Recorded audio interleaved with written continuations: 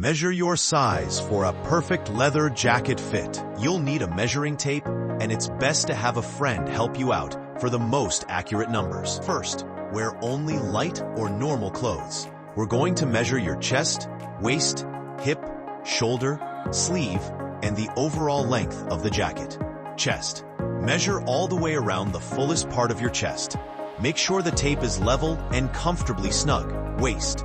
Find your natural waist or the widest part of your belly and measure there. Hip. Measure the widest part of your hips. This is where your jacket will fall. Shoulder. Measure straight across from the tip of one shoulder joint to the tip of the other. Sleeve. Measure from your shoulder tip down to your wrist. Aim for the midpoint between your thumb knuckle and wrist joint. Jacket length. Start at the base of your neck and measure straight down to your preferred jacket length. Lastly, please let us know your height and weight. This helps our tailor double-check everything. Optional. For super accuracy, you can also measure your bicep, wrist, and neck. Ready to order?